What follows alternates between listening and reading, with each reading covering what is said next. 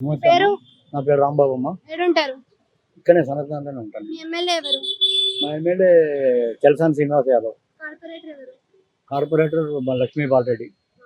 ఇప్పుడు GHMC elections వస్తున్నాయి కదా, మీ ఏరియా డెవలప్మెంట్ ఎట్లుంది? డెవలప్మెంట్ అసలు ఏం లేదమ్మా. అప్పుడు ఎట్లుంది అట్లనే ఉండిపోయినాయి.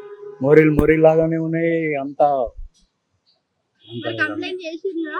కంప్లైంట్ చేస్తున్నాం, వస్తున్నారు, బాగు చేస్తున్నారు. మళ్ళీ తెల్లారే రెండో రోజే మళ్ళా అవి అట్లనే అవుతున్నాయి. అంటే పర్మనెంట్ సొల్యూషన్ లేదు దానికి. ఏమి డ్రైనేజ్ సిస్టమ్ పర్మనెంట్ సొల్యూషన్ ఏం లేదు.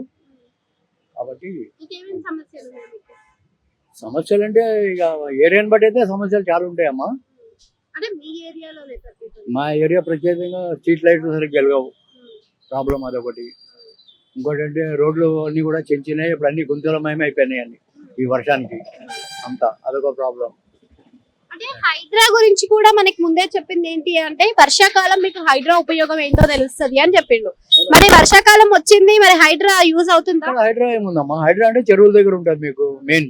అంటే గుంటలు అవన్నీ హైడ్రా పరిధిలోనే వస్తాయి కానీ పట్టించుకుంటలేదు ఎవరు కూడా. అది పరిస్థితి. సరే, ఇప్పుడు జిహెచ్ఎంసీ ఎలక్షన్స్ లో ఏ పార్టీ వస్తుంది అంటారు? మా డౌట్ అయితే ఈసారి కాంగ్రెస్ వస్తుంది అనుకుంటున్నాం. కార్పొరేట్ ఎందుకు మళ్ళీ కాంగ్రెస్ అనుకుంటున్నారు? అంటే ఇక కొత్తగా ఒక 2 years కదమ్మా వచ్చే పార్టీ. ఇక మరి డెవలప్ చేస్తారేమో, కార్పొరేటర్ మారితే మనం డెవలప్ అవుతామని ఐడియాతో